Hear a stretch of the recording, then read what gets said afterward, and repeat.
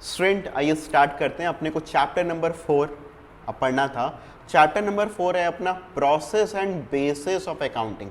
दो अलग अलग चीज़ें, प्रोसेस ऑफ अकाउंटिंग अलग है, बेसिस ऑफ अकाउंटिंग अलग है। प्रोसेस ऑफ अकाउंटिंग में आप क्या पढ़ेंगे? प्रोसेस ऑफ अकाउंटिंग में आप ये पढ़ेंगे कि आप जो अकाउंट्स बनाएंगे उसका प्रोसेस क्या होगा, स्टेप बाय स्टेप आपको एक बताएगा, राइट। तो पहला स्टेप आपका ये है कि आपको सबसे पहले आइडेंटिफाई करना है ट्रांजेक्शन्स को। आइडेंटिफाई किसको करना है? आपको ट्रांजेक्शन्स को। दूसरा स्टेप ये है आपको वाउचर्स प्रिपेयर करने हैं। फिर तीसरा स्टेप ये आपको रिकॉर्ड करना है इन दी बुक्स ऑफ ओरिजिनल एंट्री, जिसको हम लोग कहते हैं जर्नल। फिर आपको पोस्टिंग करना है लेजर में, आप क्लासिफिकेशन करते हैं लेजर के अंदर में। और फिर उसके बाद आप जो है अपना फाइनेंशियल स्टेटमेंट बनाते हैं, मगर फाइनेंशियल स्टेटमेंट बनाने से पहले आप ट्रायल बैलेंस को प्रिपेयर करते हैं। तो आइए एक एक करके स्टेप बाय स्टेप हम लोग चीज़ों को नोट करें, देखें। तो सबसे पहला स्टेप, जैसा कि हम लोगों ने भी डिस्कस किया, आपको क्या करना है? आइडेंटिफाई करना है ट्रांजेक्शन्स को। हम सब लोगों को पता है कि हम लोग अकाउंट्स में सिर्फ और सिर्फ ऐसी चीज़ों को रिकॉर्ड करते हैं जो कि मनी के टर्म्स में मेजरेबल होता है। कोई ऐसा चीज़, कोई ऐसा बिजनेस ट्रांजेक्शन जो कि मनी के टर्म्स में मेजरेबल नहीं होता, वो रिकॉर्ड नहीं होगा। आप मनी के टर्म्स में आप जो भी चीज़ें आप रिकॉर्ड हो सकती हैं उन्हीं को आप ट्रांजेक्शन्स कहते हैं। और यही आपको, ये आपको मिलता है कहाँ से? कोई भी चीज़ को रिकॉर्ड करने के लिए आपको मिलता है आपके सोर्स डॉक्यूमेंट से। किससे मिलता है? सोर्स डॉक्यूमेंट से। सोर्स डॉक्यूमेंट क्या क्या होते हैं? कैश मेमो हो सकता है, परचेज इनवॉइस हो सकता है, सेल्स इनवॉइस हो सकता है, पेन स्लिप हो सकता है, चेक बुक हो सकता है, पासबुक हो सकता है। ये सब के सब क्या कहलाएंगे? अपने सोर्स डॉक्यूमेंट कहलाएंगे। इन्हीं सोर्स डॉक्यूमेंट की बेसिस पर हम लोग क्या करते हैं? हम लोग बनाते हैं वाउचर्स। क्या बनाते हैं? वाउचर्स। वाउचर्स के बारे में हम लोगों ने अपने डेफिनेशन वाले पार्ट में पढ़ा था। वाउचर्स क्या होते हैं? It provides an authorization to पे।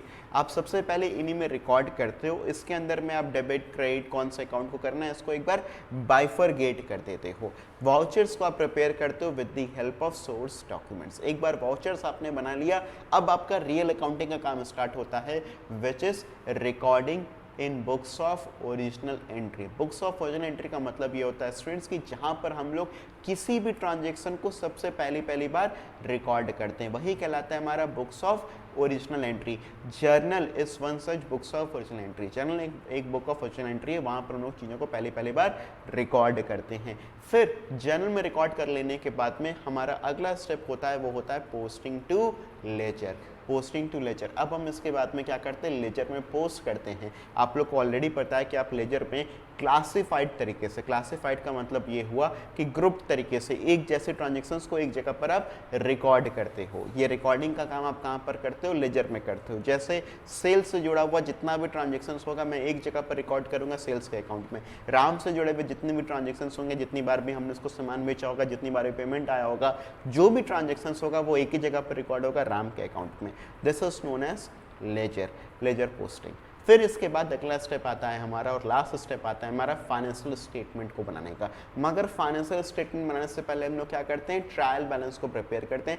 ट्रायल बैलेंस क्या होता है? ट्रायल बैलेंस एक ऐसा स्टेटमेंट होता है जो कि हमारी अर्थमेटिकल एक्यूरेसी को चेक करता है। अभी तक का काम जो हम लोगों ने किया है, क्या वो अर्थमेटिकली एक्यूरेट है या नहीं है, इस बात को चेक करता है। एक बार आपने ट्रायल बैलेंस बना लिया, इसके बाद में आप बनाते हैं फाइनेंशियल स्टेटमेंट। फाइनेंशियल स्टेटमेंट के अंदर में आप बनाते हैं trading and profit and loss account और balance sheet. Trading, profit and loss account और बैलेंस शीट, इसको बनाते हो। Trading profit and loss account से आपको पता चलता है कि आपका साल भर का क्या प्रॉफिट लॉस रहा, और बैलेंस शीट से आपको पता चलता है कि आपके बिजनेस का क्या फाइनेंशियल पोजीशन है, आपके बिजनेस में कितने एसेट्स हैं, कितने के लायबिलिटीज है, कितना कैपिटल है, ये आपको पता चलता है आपके बैलेंस शीट के अंदर से। तो ये होता है स्टूडेंट्स हमारा प्रोसेस ऑफ अकाउंटिंग। अगर हम बात करें बेसिस ऑफ अकाउंटिंग की, तो हमारे पास में अकाउंट्स बनाने के, अकाउंट्स को तैयार करने के दो अलग अलग बेसिस होते हैं। एक होता है कैश बेसिस और एक होता है एक्यूरल बेसिस। पहले मैं ना एक्यूरल बेसिस पर ही आना चाहूँगा। एक्यूरल बेसिस क्या होता है स्टूडेंट्स? एक्यूरल बेसिस आपका होता है एक्यूरल कंसेप्ट की ही तरह। एक्यूरल कंसेप्ट ही आपका एक्यूरल बेसिस होता है बेसिकली। इसमें आपने क्या सीखा था? आपने ये सीखा था कि आप इनकम को तब रिकॉर्ड करोगे जब वो अर्न हो जाए, ना कि तब जब वो कैश में रिसीव हो जाए। सिमिलरली एक्सपेंसेस को आप तब रिकॉर्ड करोगे जब वो इनकर्ड हो जाए, ना कि तब जब वो आपने कैश में पेमेंट किया हो। एक्यूरल बेसिस ऑफ अकाउंटिंग आपका कंपनीज एक्ट 2013 के द्वारा मान्य है। एक्यूरल बेसिस ऑफ अकाउंटिंग आपका जो है ये सही ट्रू एंड फेयर व्यू देता है आपको प्रॉफिट एंड लॉस का।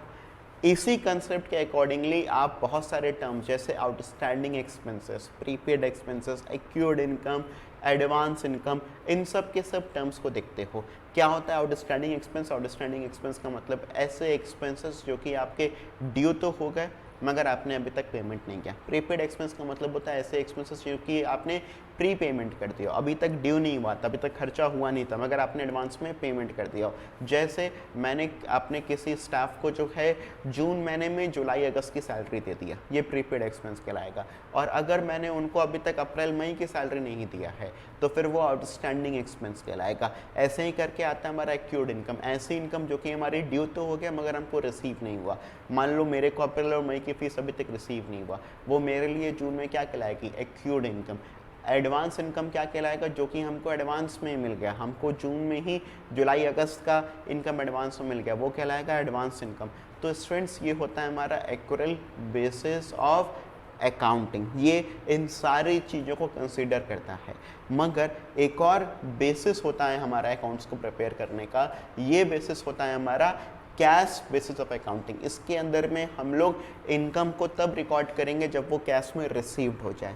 सिमिलरली एक्सपेंसेस को कब रिकॉर्ड करोगे? जब वो कैश में पेड हो जाए। इसमें आप ड्यू को कोई मान्यता नहीं देते। ये एक्यूरल बेसिस से बहुत ही डिफरेंट होता है, ये मैचिंग कंसेप्ट को आपको फॉलो नहीं करता, कंपनीज एक्ट भी इसको नहीं मानता। ओवरऑल इसको बहुत ही कम लोग फॉलो करते हैं। कौन फॉलो करता है? मेनली इसको प्रोफेशनल्स, डॉक्टर्स, लॉयर्स, ये लोग इसको फॉलो करते हैं, जहाँ पर मेनली काम क्या चीज़ का होता है? मेनली काम कैश में होता है। अब हमको स्टूडेंट्स देखना है advantages and disadvantages of cash basis and accrual basis. तो सबसे पहले आइए एडवांटेजेस देख लेते हैं कैश बेसिस के।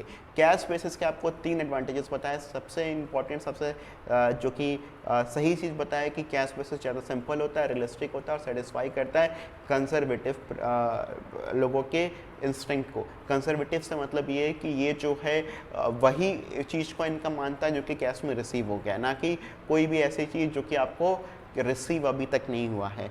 फिर इसमें कोई पर्सनल एस्टिमेट्स या जजमेंट की ज़रूरत अपने को नहीं पड़ता है। फिर यहाँ पर हम लोग क्या करते हैं?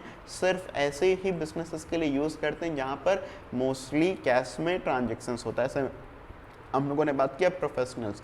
डिसएडवांटेजेस क्या होता है? ये ट्रू एंड फेयर व्यू आपका नहीं देता, मैचिंग प्रिंसिपल आपका फॉलो नहीं करता, मैनिपुलेशन की बहुत ग्रेट पॉसिबिलिटी होती है और कंपनीज एक्ट 2013 जैसे कि हम लोगों ने डिस्कस किया वो इसको रिकॉग्नाइज नहीं करता। अगर एक्यूरल बेसिस के एडवांटेजेस की हम लोग बात करें स्टूडेंट्स, तो इसके एडवांटेजेस वही है जो आपके कैश बेसिस के डिसएडवांटेजेस हैं। जैसे ये ट्रू एंड फेयर व्यू आपका डिस्क्लोज करता है, मैचिंग प्रिंसिपल को फॉलो करता है, ओवर द ईयर कंसिस्टेंट आपको जो है रिजल्ट्स दिखाता है, कंसिस्टेंट बेसिस पर आपका काम करता है और कंपनीज एक्ट 2013 के द्वारा रिकॉग्नाइज्ड होता है। इसके डिसएडवांटेजेस क्या होंगे? जो कैश बेसिस के एडवांटेजेस होंगे, ये कैश बेसिस की तरह सिंपल नहीं है और इसमें एस्टिमेट्स और पर्सनल जजमेंट की ज़रूरत होती है, जबकि कैश बेसिस में एस्टिमेट एंड पर्सनल जजमेंट की ज़रूरत नहीं होती है। तो वो उसके लिए एडवांटेज था और ये इसके लिए डिसएडवांटेज है। अब हम लोग को स्टूडेंट्स डिफरेंस पर आना है, difference between cash basis and accrual basis of accounting. अब हम लोग अगर बात करें, मैंने आप लोग को पहले ही बताया था कि आप जब भी डिफरेंस पढ़ोगे तो आपको याद रखना है क्लास 11 से कि आपको उसको 3 पार्ट्स में उसको लिखना है। मतलब एक होगा आपका बेसिस, फिर आपको जिन 2 पॉइंट्स के बीच में डिफरेंस लिखना है, जैसे कैश और एक्यूरल, राइट। तो पहला देखो बेसिस क्या आपको बता रहा है? Recording of cash and credit transactions. आप जानते हो कैश बेसिस में आप सिर्फ और सिर्फ कैसे ट्रांजेक्शन्स को रिकॉर्ड करते हो? कैश। मगर एक्यूरल में कैश और क्रेडिट दोनों को रिकॉर्ड करते हो। फिर timing of recording of income, cash में आप कब रिकॉर्ड करते हो? जब इनकम कैश में रिसीव हो जाता है, जबकि एक्यूरल में ऐसा नहीं है, जब वो अर्नड होता है तब रिकॉर्ड करते हो।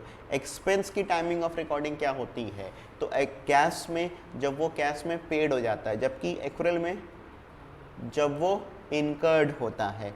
Outstanding expense, prepaid expense, accrued income और इनकम रिसीव्ड इन एडवांस, ये सब के सब फंडे कैश बेसिस में नहीं होते हैं, एक्यूरल बेसिस में होते हैं। अगर हम लोग बात करें लीगल पोजीशन की, तो एक्यूरल बेसिस लीगली रिकॉग्नाइज्ड नहीं होता, जबकि कैश बेसिस लीगली रिकॉग्नाइज्ड होता है। असर्टेनमेंट ऑफ करेक्ट प्रॉफिट और लॉस आप कैश बेसिस में नहीं कर पाते हो, मगर एक्यूरल बेसिस में कर सकते हो। सुटेबिलिटी, अगर बात करें सुटेबिलिटी की, तो फिर एक्यूरल बेसिस हमारा ज़्यादा बिजनेसेस के लिए सुटेबल होता है, कैश बेसिस सुटेबल होता है लॉयर्स, डॉक्टर्स, ऐसे लोगों के लिए। एक और सिस्टम बनाया है स्टूडेंट्स, हाइब्रिड बेसिस को कहते हैं हम लोग, या तो फिर मिक्स बेसिस को कहते हैं, जिसमें कि एक फंडा कैश का ले लिया और एक फंडा एक्यूरल का ले लिया।